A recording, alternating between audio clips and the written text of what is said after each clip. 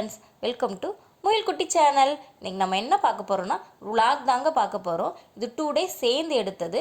சரி வாங்க வீடியோக்குள்ளே போகலாம். இப்போ காலைல எந்திரிச்ச உடனே மாவு ஆட்டிகிட்டு இருக்கேங்க. காலைல மாவு இல்லைன்றதுனால முந்தின நாளே வந்து அரிசியும் உளுந்து ஊற வச்சாச்சு.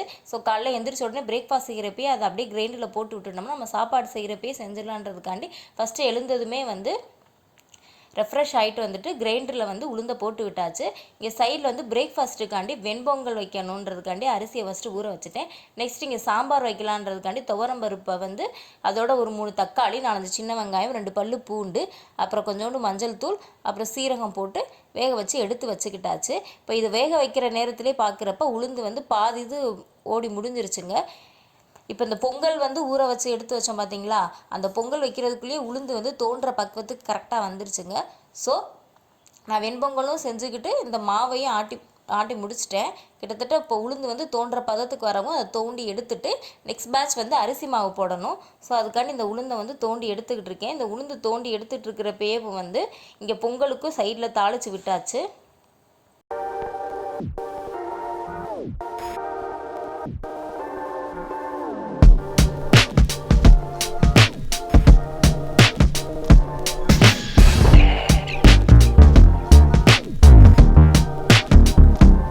இப்போ உளுந்தை வந்து எடுத்துகிட்டு நெக்ஸ்ட் பேட்ச் வந்து அரிசியை போட்டு விட்டுருக்கேங்க.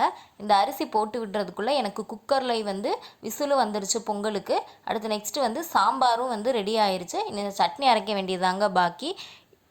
இப்போ ஆல்மோஸ்ட் வந்து எனக்கு கிச்சனில் வந்து மார்னிங் ஒர்க் எல்லாமே முடிஞ்சிருச்சு. இப்போ அரிசி ஓடிக்கிட்டு இருக்குங்க. இந்த அரிசி ஓடி முடிகிறதுக்குள்ளே எனக்கு வந்து பிரேக்ஃபாஸ்ட்டும் ரெடி ஆயிடுச்சு. மார்னிங் பிரேக்ஃபாஸ்ட் வந்து வெண்பொங்கல், சாம்பார், முருங்கைக்காய் சவுச்சவு போட்ட சாம்பார், அப்புறம் நெக்ஸ்ட் வந்து சட்னி வச்சாச்சுங்க. ஸோ இந்த கிச்சனில் வந்து எனக்கு வேலை முடிகிறதுக்குள்ளே நான் அந்த கிச்சனுக்கு யூஸ் பண்ண பார்த்தீங்களா, சமைக்கிறப்ப யூஸ் பண்ண பாத்திரத்தையும் வந்து நான் வாஷ் பண்ணி எடுத்து வச்சுட்டேன். அதுக்கப்புறம் நெக்ஸ்ட் இந்த மாவு வந்து தோண்டி எடுத்துட்டு இந்த கிரைண்டரையும் வந்து வாஷ் பண்ணி எடுத்து அந்த இடத்துல நீட்டாக செட் பண்ணியாச்சு. ஸோ இந்த மாதிரி நம்ம காலைல பிரேக்ஃபாஸ்ட் செய்கிறப்பே இந்த மாவு ஆட்டுற இந்த மாதிரி கிச்சனில் செய்கிற வேலைகள் நம்ம செஞ்சிட்டோம்னா நம்மளுக்கு டைமும் சேவ் ஆகும். இதுக்குன்னு நம்ம தனியாக போய் கிச்சனில் நிற்கணுன்ற அவசியம் கிடையாது. நம்ம பிரேக்ஃபாஸ்ட் சமைக்கிறப்ப செய்கிறப்ப இந்த வேலையை செய்கிறப்ப அந்த வேலை ஸ்டார்ட் பண்ண டயத்தில் இதையும் செய்கிறப்ப அந்த வேலை முடிகிற டயத்தில் இதையும் நம்ம முடித்து கரெக்டாக வச்சிடலாங்க. மார்னிங் பிரேக்ஃபாஸ்ட் முடிச்சதுக்கப்புறம் என்னோடய கிச்சன் இப்படி தாங்க இருக்குது. யூஸ் பண்ண வெசல்ஸ் எல்லாம் எடுத்து கவுத்தி வச்சாச்சு.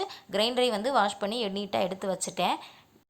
அடுத்து ஈவினிங்கில் வந்து ஷூட் பண்ணிகிட்ருக்கேங்க. ஈவினிங் ஆனது ஒரு ஜிஞ்சர் டீ வச்சு குடிச்சிட்டு அடுத்து டின்னர் ஒர்க் வந்து ஸ்டார்ட் பண்ணலான்றதுக்காண்டி ரெடி ஆகிட்ருக்கேங்க. இன்றைக்கி டின்னர் வந்து தோசையும் தக்காளி சட்னியும் தேங்காய் சட்னியும் செய்யலான்னு சொல்லிட்டு பிளான் பண்ணியிருக்கேன். ஸோ அதுக்காண்டி இப்போ தக்காளி சட்னிக்காண்டி தேவையான பொருட்களை வந்து வதக்கிக்கிட்டு இருக்கேன். தக்காளி சட்னி வந்து எப்போயும் எல்லோரும் செய்கிற மாதிரி தாங்க. ஒரு தக்காளி, ஒரு பெரிய வெங்காயம், 2-3 வரமிளகா, 2-3 பல்லு பூண்டு, கருவேப்பிலை, கொத்தமல்லி, அப்புறம் தேவையான உப்பு, கொஞ்சோண்டு பெருங்காயம் போட்டு அதை வந்து அப்படியே எப்பயும் போல் மிக்சியில் இது பண்ணி எடுத்துட வேண்டியதான். அடுத்து தேங்காய் சட்னி வந்து செஞ்சுட்டு அப்புறம் நைட்டு வந்து தோசை ஊற்றிடலாம் அப்படின்னு சொல்லிட்டு பிளான் பண்ணியிருக்கேங்க. இப்போ சட்னி அரைச்சாச்சு. சட்னி அரைச்சதுக்கப்புறம் தோசையும் ஊற்றி கொடுத்துடலான்றதுக்காண்டி தோசை ஊற்றி கொடுத்துட்ருக்கேன். தோசை ஊற்றிட்டு சட்னியை எடுத்து வச்சாச்சு. ஸோ நைட் வந்து வேலையெல்லாம் முடிஞ்சதுக்கப்புறம் பாலை காய்ச்சி வச்சுருந்ததுலேருந்து பால் எடுத்து வச்சேன் நெய் செய்கிறதுக்காண்டி. ஸோ பால் அப்புறம் மீதி இருந்த பாலை ஊற்றி வச்சாச்சுங்க. ஊற்றி வச்சுட்டு கொஞ்சம் பாலை எடுத்து குழந்தைங்களுக்கு நைட்டு கொடுக்கணுன்றதுக்காண்டி பாலை எடுத்து நாட்டு சக்கரை போட்டு ஆற்றி கொடுத்துட்டேன். ஆட்டி கொடுத்ததுக்கப்புறம் அவ்வளோதாங்க. இந்த சிலிண்டர்லாம் ஆஃப் பண்ணிவிட்டு இந்த நைட் ஒர்க் வந்து முடிஞ்சிருச்சு.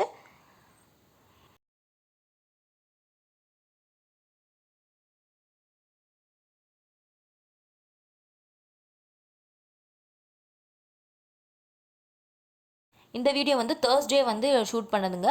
தேர்ஸ்டே மார்னிங் வந்து பூரியும் உருளைக்கிழங்கு குருமாவும் செய்யலான்றதுக்காண்டி பூரி மாவு வந்து பிசைஞ்சு எடுத்து வச்சாச்சு. நெக்ஸ்ட் வந்து ஒரு 3 உருளைக்கிழங்கு வந்து வேக வச்சு எடுத்து வச்சுருக்கேன். அடுத்து பூரிக்கு வந்து உருளைக்கிழங்கு குருமா செய்கிறதுக்காண்டி தேவையான பொருட்களை போட்டு வதக்கிக்கிட்டு இருக்கேன். இதில் பெரிய வெங்காயம், 2 தக்காளி போட்டு வதக்கிட்டு இருக்கேன். இப்போ கொஞ்சம் லைட்டாக வதங்கவும் கொஞ்சோண்டு மஞ்சள் தூள், உப்பு போட்டதுக்கப்புறம் லைட்டாக அந்த பச்சை வாசனையெல்லாம் போனதுக்கப்புறம் தேவையான அளவு குழம்பு மிளகாய்த்தூள் போட்டுட்டு அதை நல்லா வதக்கிட்டு அதுலேருந்து பச்சை வாசனை போகவும் லைட்டாக எண்ணெய் பிரிஞ்சு வர்ற ஸ்டேஜில் நம்ம தேவையான அளவு தண்ணி ஆட் பண்ணி அது லைட்டாக கொதிக்கவும் நம்ம மசிச்சு வச்சுருந்தோம் இல்லைங்களா, அந்த உருளைக்கிழங்கை வந்து இதோடு சேர்த்து ஆட் பண்ணிவிட்டு அது ஒரு ரெண்டுலேருந்து ஒரு 3 நிமிஷம் கொதிக்கட்டும். அது கொதித்து முடிக்கவும் லைட்டாக வந்து இறக்குறதுக்கு ஒரு 2 நிமிஷத்துக்கு முன்னாடி தேங்காய் வந்து அரைச்சி வச்சு அந்த தேங்காய் பேஸ்ட்டு இதில் ஊற்றிட்டு அது லைட்டாக ஒரு 2 மினிட்ஸ் கொதிச்சு அதுக்கப்புறம் கொத்தமல்லி இலை தூவி இறக்கணும்னா உருளைக்கிழங்கு குருமா வந்து ரெடிங்க.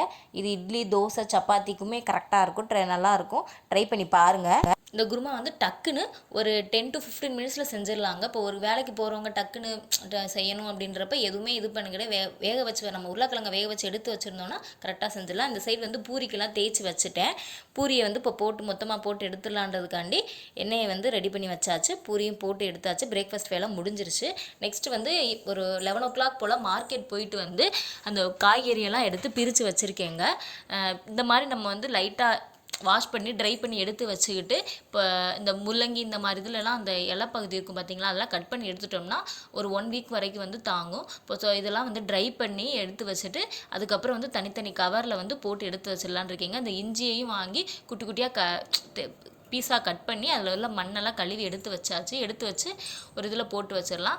நெக்ஸ்ட்டு வந்து ஆஃப்டர்நூன் வந்து இன்றைக்கி வந்து பூண்டு குழம்பு வச்சேன். பூண்டு குழம்பும் அரைக்கீரை வந்து பாசிப்பருப்பு போட்டு கடைஞ்சி வச்சுருக்கேன். அரைக்கீரை கடையில் அவ்வளோதாங்க. அப்புறம் தயிர் இருக்குது, வீட்டில் உர ஊற்றி வச்ச தயிர் இருக்குது. அவ்வளோதான் இதனோட லஞ்ச் ஒர்க் முடிஞ்சிருச்சு. ஸோ ஒரு 2 o'clock மேலே வந்து இன்றைக்கி தேர்ஸ்டேங்கிறதுனால வீடு துடைச்சிடலான்ட்டு இந்த துடைக்கிற தண்ணியில் வந்து கல்லுப்பும் பச்சை கற்பூரமும் போட்டு துடைச்சிட்ருக்கேன். ஸோ இந்த மாதிரி துடைக்கிறப்ப நம்மளுக்கு வந்து நேர்மறை ஆற்றல் வந்து அதிகரிக்கும், எதிர்மறை ஆற்றல் வந்து குறைஞ்சி நேர்மறை ஆற்றல் வந்து வீட்டில் இருக்கும். இந்த மாதிரி நம்ம ஒவ்வொரு ரூமுக்கும் வந்து நம்ம துடைக்கிறப்ப ஒவ்வொரு தடவை அந்த தண்ணியை மாற்றிட்டு அந்த கல்லுப்பு, அந்த பச்சை கற்பூரம் இல்லை நார்மல் கற்பூரம், இந்த 2 கற்பூரத்தில் எதையாவது ஒன்று போட்டுட்டு தனித்தனியாக இது பண்ணணும். அப்புறம் வந்து அதை வந்து பூஜை பாத்திரங்களை வந்து வாஷ் பண்ணணுன்றதுக்காண்டி எடுத்து வச்சுருக்கேன். இதுக்கு வந்து இந்த ஷபீனா, அப்புறம் வந்து உப்பு, நெக்ஸ்ட்டு வந்து லெமன் இருந்தால் போட்டுக்கலாம், இல்லை புளி இருக்குன்னா அதையும் நம்ம இது பண்ணி தேய்க்கிறப்ப டக்குன்னு சீக்கிரம் ரொம்ப அழுத்தம் கொடுத்து தேய்க்கணும்னு இல்லை, லைட்டாக வந்து தேய்ச்சிட்டோம்னா போதும். இந்த அளவுக்கு இதாயிரும்.